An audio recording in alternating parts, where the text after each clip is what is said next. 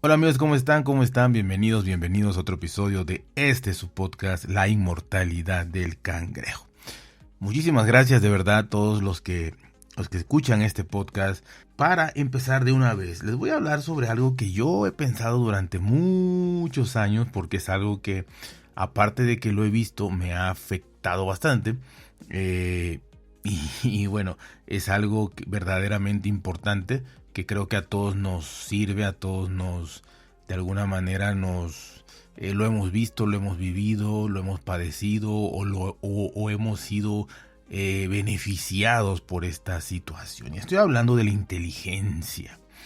Para mí, seguramente hay, no sé, 5, 6, 10 tipos de inteligencia si nos basamos en libros, ¿no? Si nos basamos en autores que se dedican a investigar todo esto de la inteligencia, a neurólogos, a psiquiatras, a psicólogos, a coaches y demás. Seguramente hay una gama impresionante pues cada uno hace su división de ahí de inteligencia, ¿no?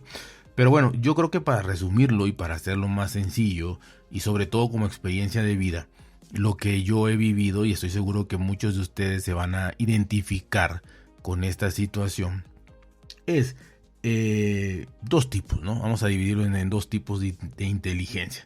Y yo le voy a llamar ahorita de una manera muy, muy diferente a como ustedes la conocen, ¿no? Hablando en términos contables, ¿no?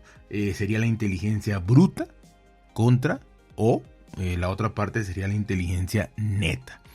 Y bruta no es de contradictorio a que sea tonto o sinónimo, ¿no? Bruto de tonto, de algo así. Y hablando en estos términos contables, ya sabemos lo que es bruto y lo que es neto, ¿no? Un ingreso bruto es el ingreso total que tú ganas antes de descontarle los impuestos y cualquier otra aportación que tengas que hacer tributaria o lo que sea. Y un ingreso neto ya es el ingreso que realmente cae a tu bolsillo, a tu cuenta bancaria, que es ya después de impuestos, después de cumplir todas tus obligaciones fiscales y demás, ¿no? Entonces esto creo que es muy entendible, ¿no? ¿Y por qué lo hago en términos contables? Porque creo que es un símil que estoy haciendo, mezclando aquí materias, teorías, ciencias, y bueno, ¿qué sería la inteligencia bruta para mí? La inteligencia bruta para mí es la inteligencia totalmente racional. La inteligencia que es lógica. La inteligencia de buscarle siempre el lado de racionalidad a las cosas, de lógica a las cosas, de si no lo entiendo necesito entenderlo, necesito ver que hay bases científicas, necesito comprobación de lo que me estás diciendo, necesito basarme en autores, en teorías y en cosas verificables, ¿no? Eso para mí sería la inteligencia bruta, que a la vez es una inteligencia muy cuadrada, ¿no? Quienes la tenemos, que yo considero esa inteligencia, y por inteligencia no es decir, soy muy inteligente, no, en los grados de inteligencia que tenga cada quien, ¿no? No estoy hablando de conocimientos, que quede muy claro, sino de inteligencia, ni de habilidades, ni nada. Inteligencia simplemente, la inteligencia básica que te dio la naturaleza, la genética o lo que sea, ¿no? Entonces, este tipo de inteligencia bruta es eso, es una inteligencia muy cuadrada, una persona que sí es muy inteligente, que puede ser muy inteligente, pero basado en eso, ¿no? Basado en quizá estudiar mucho, en dedicarle tiempo a lo que quiera aprender, em, pero sobre todo en eso, ¿no? En esa cuadratura de que no cree generalmente este tipo de personas en algo que no se puede comprobar, en, digamos, cosas como que alguien le diga alguna teoría conspirativa, alguna teoría extraña, por poner ejemplos, ¿no? De gente que pues, cree en todo lo científico, que creen que todo se gana mediante méritos, mediante el estudio, mediante el hacer las cosas bien, la puntualidad, todos estos méritos, ¿no? La meritocracia, ¿no? Y creo que es una inteligencia para mí muy importante, para mí creo yo que es la inteligencia para mí que más debería de ser valorada en el mundo, ¿no? En la sociedad. Pero desgraciadamente no lo es todo. Quizá en algún momento lo fue, quizá en otro país diferente a México o a Latinoamérica en general, porque hablo por toda Latinoamérica, porque somos muy similares. Aquí la meritocracia no cuenta mucho. Aquí realmente este tipo de inteligencias es complicado de sobresalir porque, valga la redundancia, no importa qué tan preparado puedas estar o qué tan inteligente te hayas esforzado para llegar a hacerlo, realmente para tener un buen empleo, bueno, no digo que no puedas conseguir algo, pero un buen empleo para sobresalir, para muchas cosas en México y Latinoamérica necesitas de un padrino, de un enchufe, como dijeran los españoles, de que alguien te ayude, ¿no? A mí me gusta mucho la meritocracia, a mí me gusta mucho los países en donde a lo mejor no hay ninguno perfecto en este aspecto, pero sí en los que más se acercan, ¿no? Los países que más se acercan a esto, a la meritocracia, a valorar este conocimiento, este esfuerzo y todo esto que hiciste en tu vida, este luchar constante para superarte y todo eso, ¿no? Hay muchos países que obviamente se acercan mucho más a la meritocracia que al que te ayude a alguien, que todo se hace por medio de exámenes y las mejores personas o las personas más preparadas son las que obtienen esos puestos, ¿no? ¿Y qué pasa? Que en esos países donde todo es por tu capacidad, pues no necesitas realmente irte para la siguiente inteligencia, que es la inteligencia neta, que ahorita les voy a decir qué es.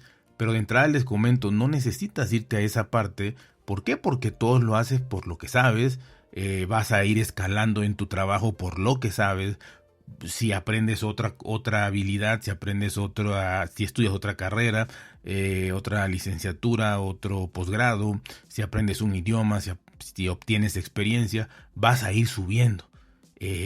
Seas muy serio, le hables o no le hables a los demás compañeros, más que obviamente el saludo, el respeto y lo que sea, vas a ir subiendo. Y eso a mí me encanta. El problema es que en los lugares como Latinoamérica y en muchos otros lugares, en la mayoría diría yo del mundo, pues la inteligencia neta, que sería la segunda, es la que más funciona. Repito, en México, en Latinoamérica y en muchos países, la inteligencia neta es la que más funciona. ¿Y qué es la inteligencia neta? La inteligencia neta es ya este símil que hago con la contabilidad de ya le quitaste los impuestos, ya es lo que te queda, es lo que tienes, ¿no? ¿Y qué sería? Para mí la inteligencia neta es la inteligencia que no necesariamente es de conocimiento, sino es de astucia, es de picardía, es de... no puedo decir que manipulación, pero sí tratar de estar muy, digamos, cercano a tu superior, de no llevarle mucho la contraria, de tener empatía con toda la gente que te rodea, de, no sé, ejemplo, cumplen años en tu oficina o en el trabajo que estés y pues acudes, pasas un ratito aunque sea, eres muy amistoso, caes bien o tratas de caer bien, le tratas de caer bien al jefe, tratas de quedar bien con quien te conviene quedar bien y pues eso también te lleva a que, aunque pareciera raro, inclusive creo que en los países, por lo que me han comentado, los países más meritocráticos, también obviamente esto influye un poquito, ¿no?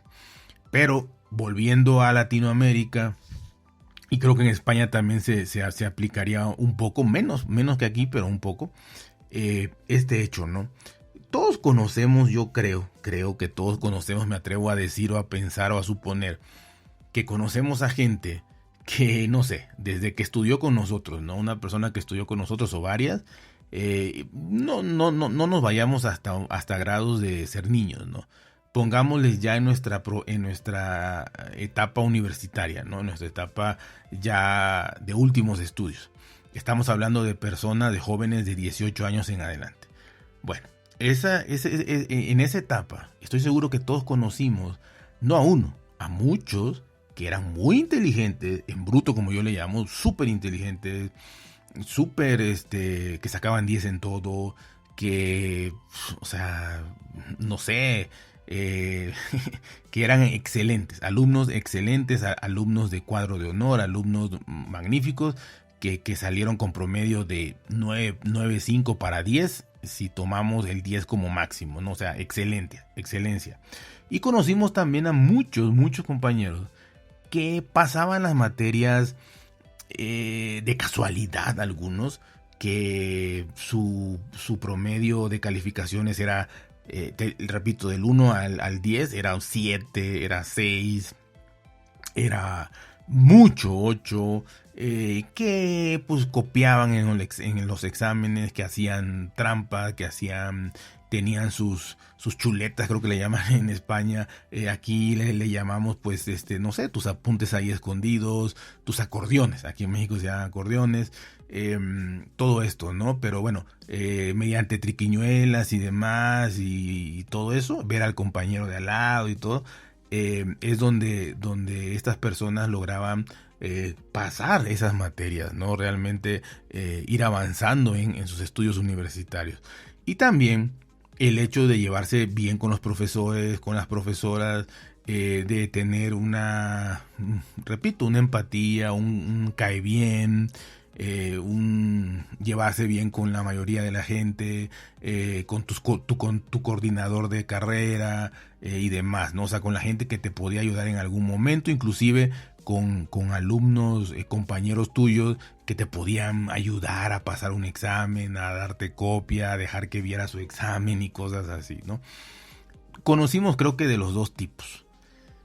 Y bueno, ¿la sorpresa cuál es? La sorpresa es que en nuestros países vale más esa inteligencia neta. La inteligencia neta, que ya hablando un poquito más, quitando este símil contable, sería la inteligencia emocional, ¿no?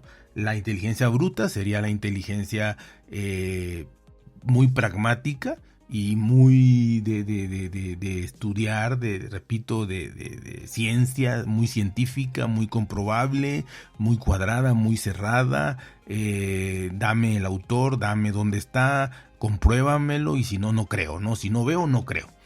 Y la inteligencia neta sería la inteligencia emocional. Esa inteligencia emocional, para resumirlo así.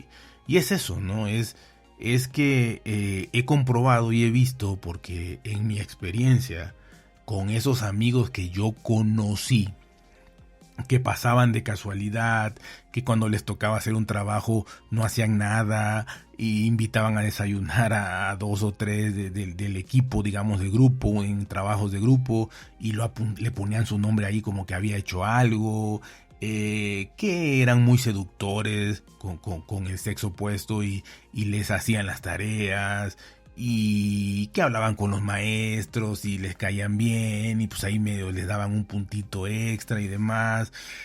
Gente irresistible en muchos casos, ¿no? O sea, están tanto hombres como mujeres. Yo vi más hombres, porque las mujeres generalmente pues eran más responsables, pero en cuanto a hombres sí me tocaron muchos amigos, los cuales basaban el pasar sus estudios y todo esto en este hecho, ¿no? En caer bien. Inclusive tuve amigos, para poner ejemplos, que faltaban mucho a la escuela, a clases, y que hacían y que sucedían cosas increíbles, ¿no? Porque no sé, tenías derecho a 8 faltas, 7 faltas en el lapso de 4 o 5 meses, y ellos tenían 20, hablaban con el maestro. No había ningún tipo, hasta eso, quiero aclarar que no había ningún tipo de soborno, ningún tipo de dinero, nada. Todo era el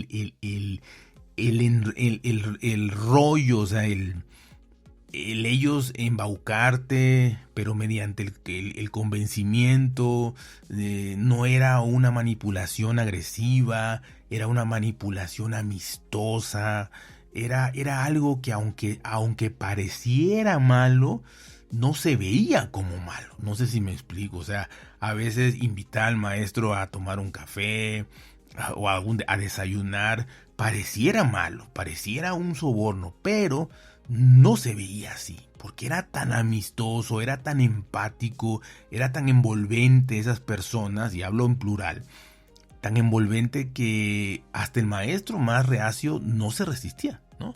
Que tú decías, ese maestro jamás va a aceptar salir con nadie a nada. Pues iba, ¿no? Pero con ciertas personas específicas que tenían esa calidad de inteligencia emocional, de inteligencia de convencimiento, ¿no? Inclusive a mí me tocó, por ejemplo, en donde yo estudié, tenías que hacer 3 exámenes durante tu semestre. Se llamaban semestres, pero en realidad eran 4 meses, pero era un semestre. Nada más que se contaban las vacaciones y todo, y como eran 2 por año, pues, por eso se llamaban semestres, pero en realidad eran 4 meses de estudio neto. Pues en esos 4 meses de estudios concretos tenías tú que hacer 3 exámenes, ¿no? Para pasar la materia. Ya dividían esos exámenes, tenía una puntuación, tu promedio de esos 3, más las tareas, las exposiciones, los trabajos y todo lo que tuvieras que, proyectos y demás. El caso es que muchas veces me tocó ver cómo personas de este tipo, repito, ni siquiera acudían a hacer los 3 exámenes.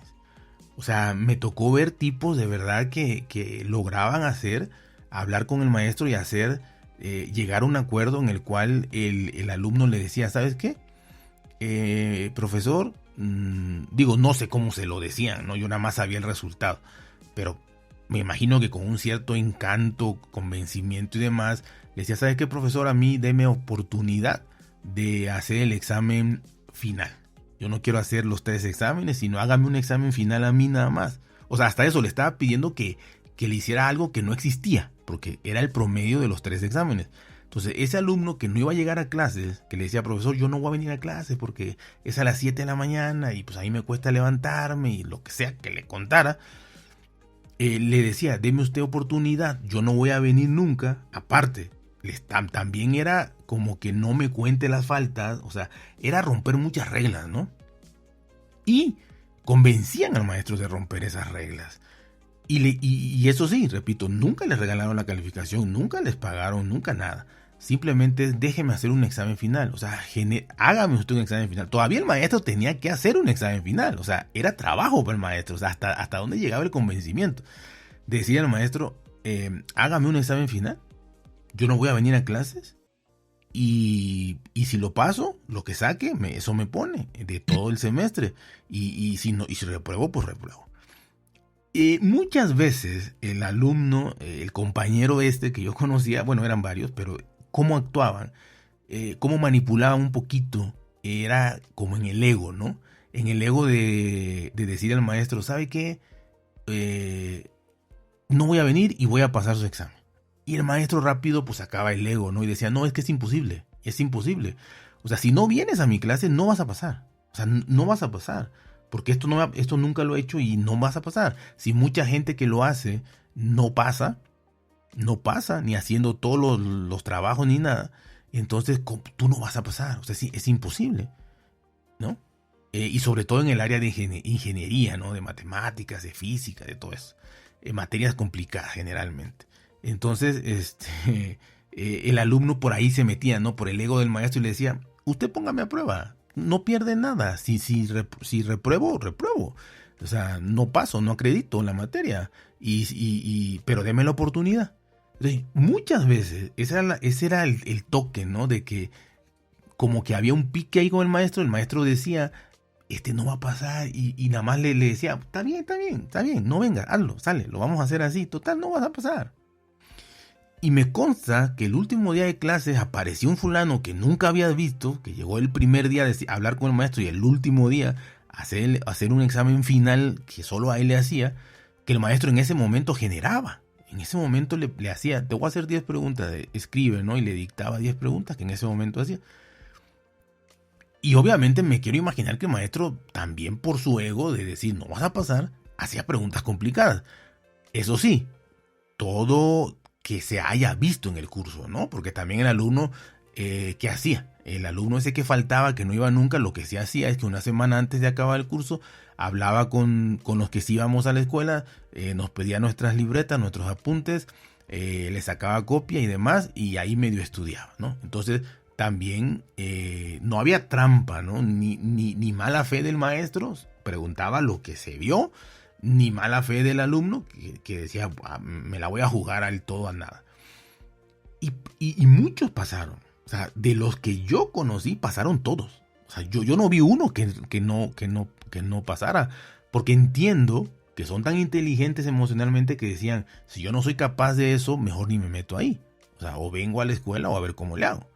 Pero el que se metía era porque sabía que iba a pasar. O no sé si quizá no pasaba y todavía convencía, manipulaba y expandía sus encantos con el profesor o la profesora y lo acreditaban. Con la mínima calificación, pues lo acreditaban. Pero yo nunca vi a nadie que reprobara, ¿no?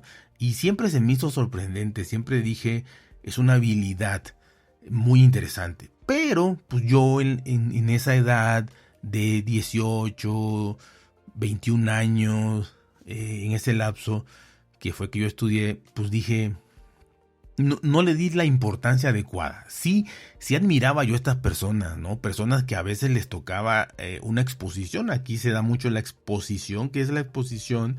Es que el maestro te dé un tema, te dé una fecha y tú tengas que pasar y hablar una hora, por decirlo así, y desarrollar un tema, ya sea de un libro que te dejaban leer o de una cuestión en particular, ¿no? Que el maestro te decía, y pasar a exponer. Obviamente esto nos ponía nerviosos, nos preparábamos muy bien, estudiábamos muy bien, y bueno, pasábamos al frente como si nosotros fuéramos el profesor y dábamos pues ese tema, lo explicábamos, ¿no? Y toda esta gente no hacía absolutamente nada. Repito, el que no iba, no iba, ¿no? Pero de los que iban, y no hacían nada. Y llegaban el día que le tocaba exponer.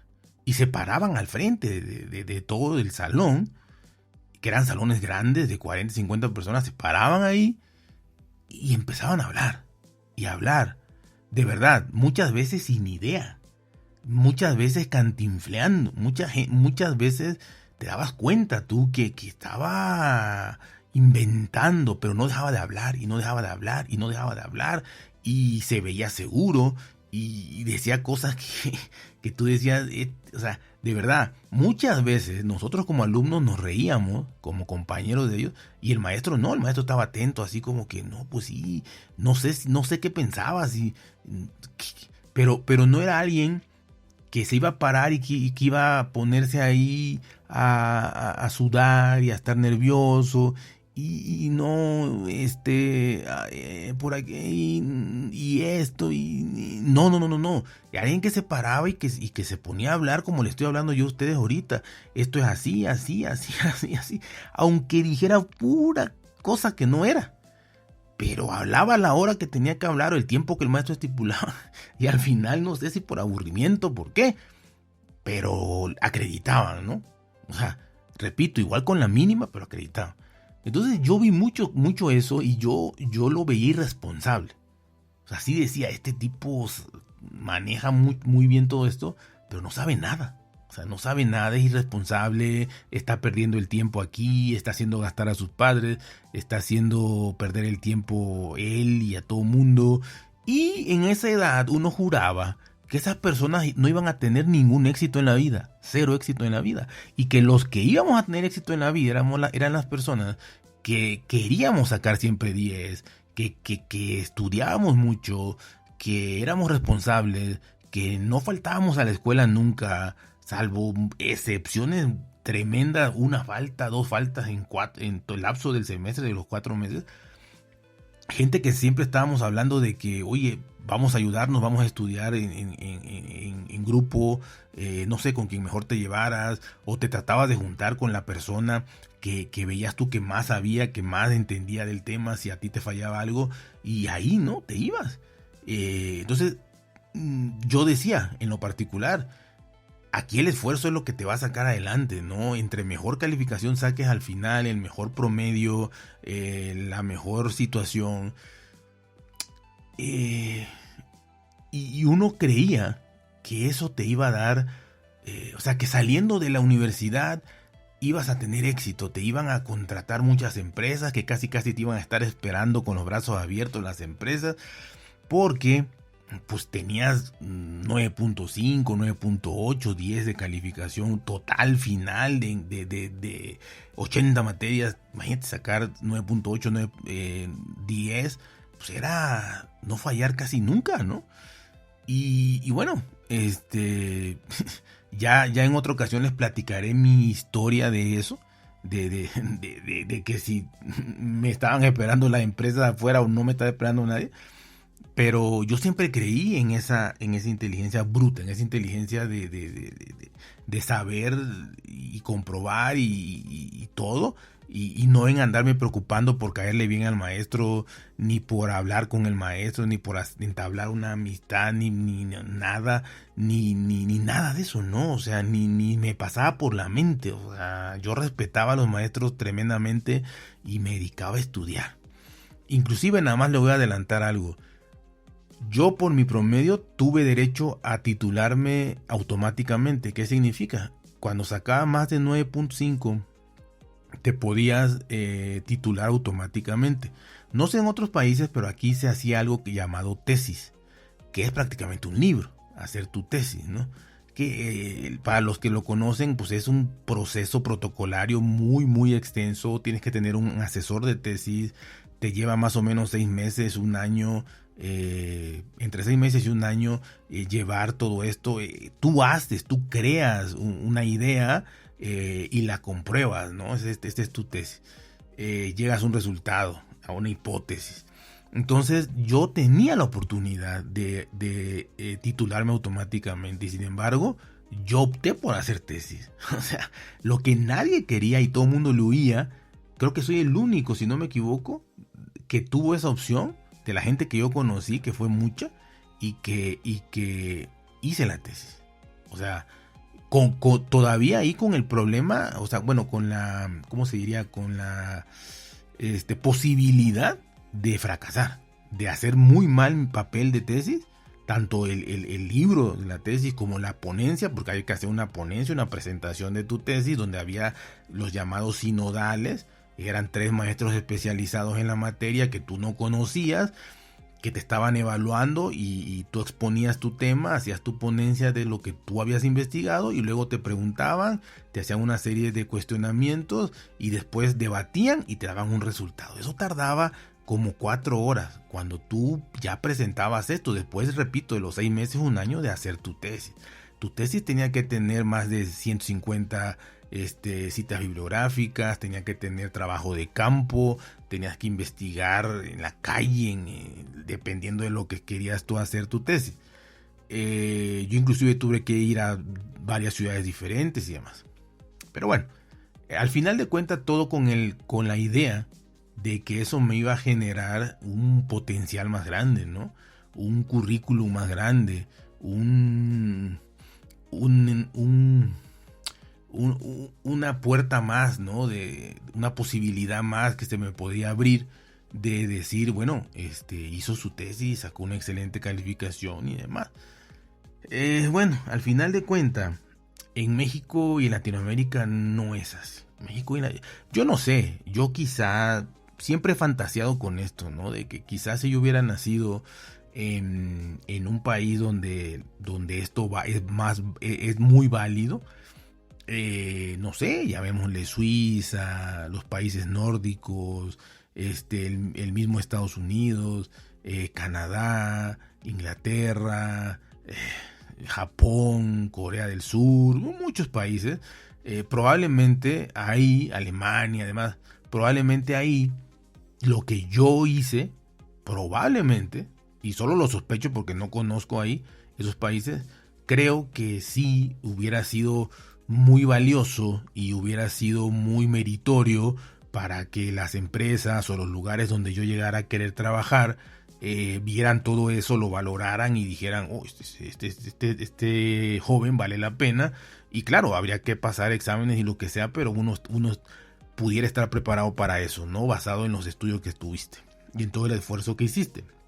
Siempre he soñado con esa idea, ¿no? De que si hubiera nacido en otro país, mi manera de ver el estudio y el campo laboral futuro me hubiera podido dar frutos muy buenos. El detalle está en que en México y Latinoamérica, que México es donde yo vivo, y en Latinoamérica, esto, repito, no vale. O sea, realmente me atrevo a decir que es un 80% más importante el tener amistades, o sea, el cosechar amistades, el tener lo más amigos que puedas, el tener algún tipo de conocido en empresas y demás, y el tener esta inteligencia emocional. Creo que ese es un 80% para llegar a un éxito aquí. Y el 20% es la meritocracia, es la excelencia. El 20% nada más. ¿Por qué? Porque si tú generas repito, esta empatía, este cae bien, este conocer maestros, amigos, todo mundo, pues cuando tú sales, alguno de ellos va a estar bien. Alguno de ellos va a estar en puestos muy buenos. Alguno de ellos va a ser el de recursos humanos. Alguno de ellos va a ser un directivo. Alguno de ellos va a ser, no sé, su papá va a tener empresas y ahí va a estar. Y te va a ayudar. Te va a ayudar porque lo conoces, porque le caíste bien, porque fuiste empático, porque te dedicaste en la universidad a cosechar esos amigos y a tener inteligencia emocional y no inteligencia bruta. Y bueno, y de verdad, no sé, les voy a decir un número así más o menos, pero es realista. 15 personas que yo conocí así están en excelentes puestos laborales. No sé cómo le hicieron, sí sé cómo le hicieron para entrar, de la misma forma en que hacían todo, cayendo bien, conociendo a los recursos humanos, conociendo al directivo, conociendo a conociendo al otro. Así entraron. Pero también valoro algo. Pudieron entrar así, pero no fueron corridos al mes, a los 2 meses, a los 3 meses. Estas 15 personas que les digo, la mínima duró 5 o 6 años, y hay unas que tienen 20, personas que tienen 20 años que siguen y subieron y son directivos, jefes y CEOs y de muchas empresas importantes. Y yo pienso y digo, oye, pero si yo lo ayudaba a hacer sus tareas, no tenía ni idea, yo le ayudaba a hacer sus exposiciones, yo le ayudaba a que pasaran los exámenes, yo vi cómo hablaba con los maestros, yo vi cómo no llegaba a clase, yo vi cómo su promedio, su currículum es de 6, ¿no? Del 1 al 10 de 6 a la mínima, mediocre totalmente, no sabe teóricamente nada de lo que estudió.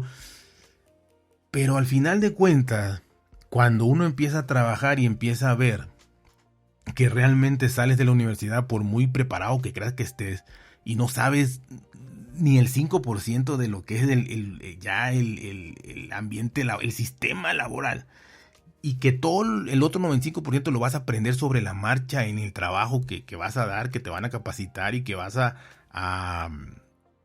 o sea, te contratan por cumplir el requisito que te piden de tener una profesión y que vaya acorde, afín a eso. Pero de ahí te entrenan, te capacitan y todo, ¿no? Entonces, estas personas lograron entrar porque tenían conocidos, por lo que, o porque, y el que no tenía conocidos, pues también aplicaba sus encantos y su manipulación en las entrevistas que les hacían los de recursos humanos, ¿no? Y caía bien y lo contrataban. Y obviamente ya ahí no quito mérito, repito, ninguno, al hecho de que ya estando adentro tuvieron que adaptarse y tuvieron que seguir usando todas sus estrategias, todas, pero a la vez pues también tuvieron que desempeñar el trabajo de alguna forma y lo tuvieron que aprender, ¿no? Ahí sí. Y fueron subiendo. obviamente más rápido que los demás porque pues tenían este encanto, esta manipulación o como le quieran llamar, ¿no?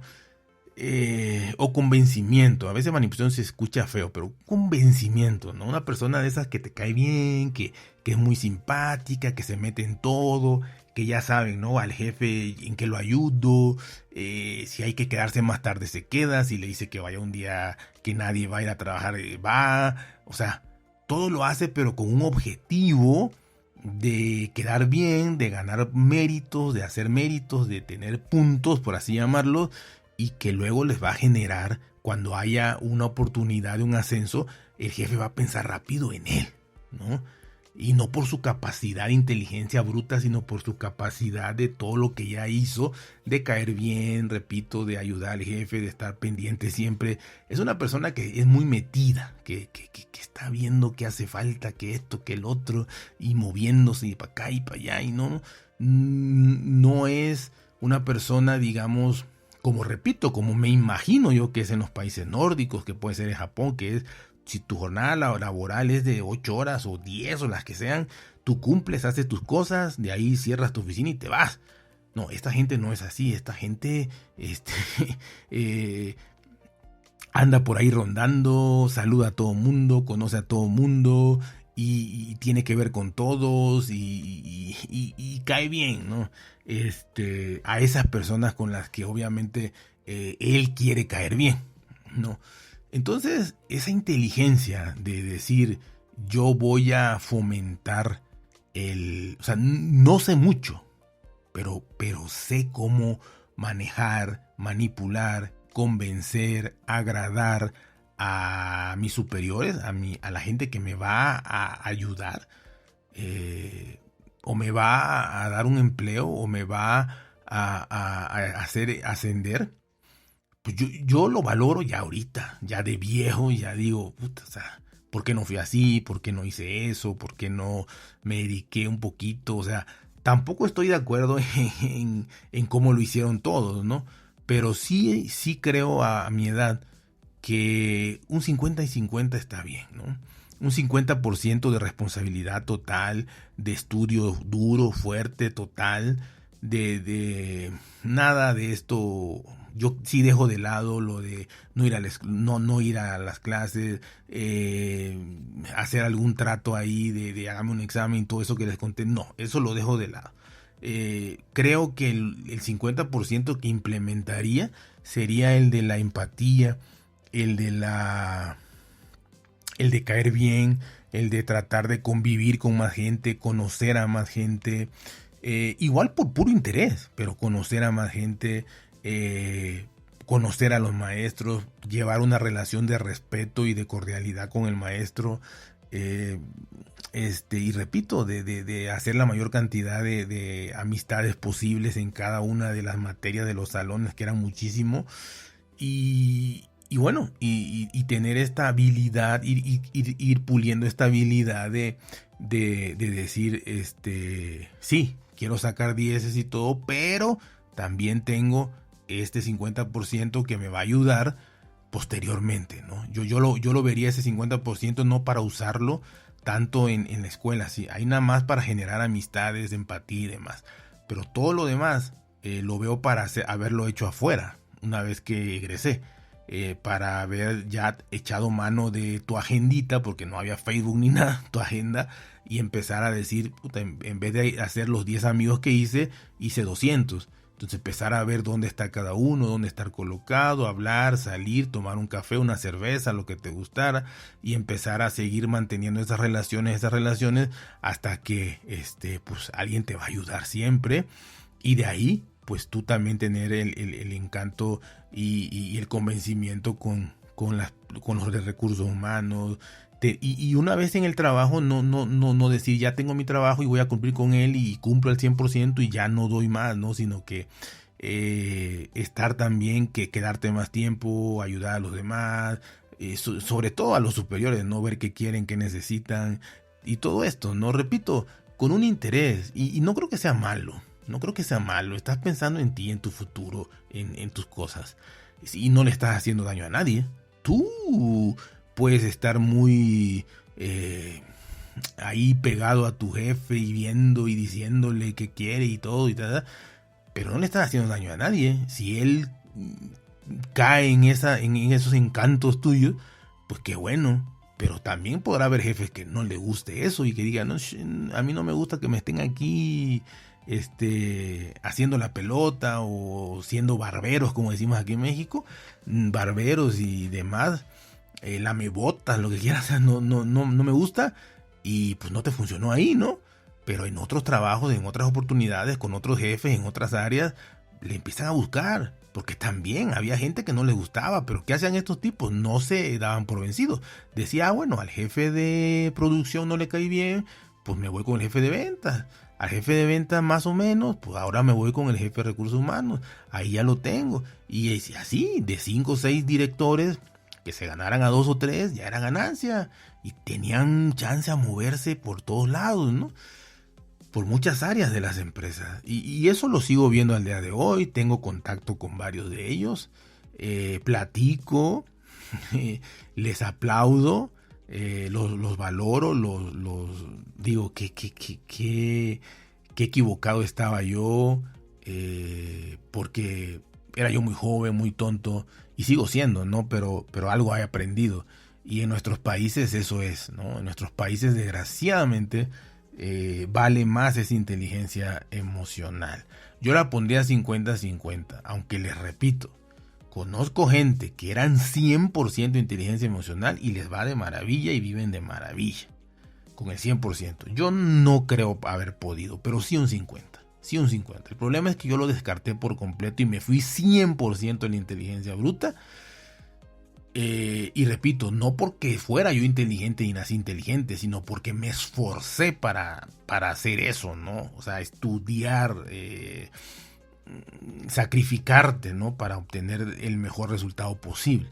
Yo me fui al 100% a esa cuadratura de ahí y dejé de lado todo lo demás. Entonces, yo creo que en nuestros países lo ideal es, o bueno, si puedes, si tienes la capacidad y el cinismo, o como se quiera llamar, o el encanto, para ser el 100% emocional, con inteligencia emocional, aquí yo sí si puedes te diría hazlo. Si tienes la capacidad y no se te nota y tienes el encanto, te diría hazlo. Pero si no, mi recomendación a un joven sería, fomenta un 50% cuando menos. O sea, si no se te da solo natural, foméntalo, trabájalo. En un lapso de estudios universitarios que en México son unos 5 años, ponle tú que 1 o 2 años no, empieces. Pero ya los últimos 3 años ya te la sabes, ¿no? Entonces fomenta eso. Practícalo, empieza a practicar, empieza a generar amistades, empieza a generar contactos, empieza a generar todo este tipo de empatía, de caer bien y de todo, y te va a ir bien en un futuro, en tu futuro laboral. Esa sería mi recomendación. Repito, me imagino y quiero pensar que en países muy avanzados económicamente, socialmente, culturalmente, con mucha meritocracia, pues no hay necesidad de ser ni sé si hay mucho tipo de inteligencia emocional. Yo pensaría que con inteligencia bruta pudieras alcanzar tus metas, ¿no? Pero son países muy específicos, muy cuadrados también.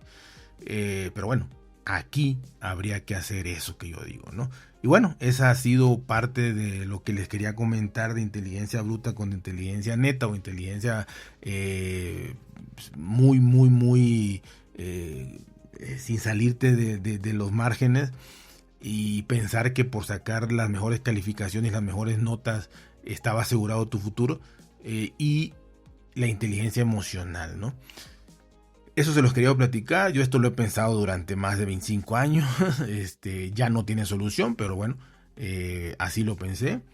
Y repito, sigo teniendo contacto con estos compañeros y los valoro y digo qué razón tenían, ¿no?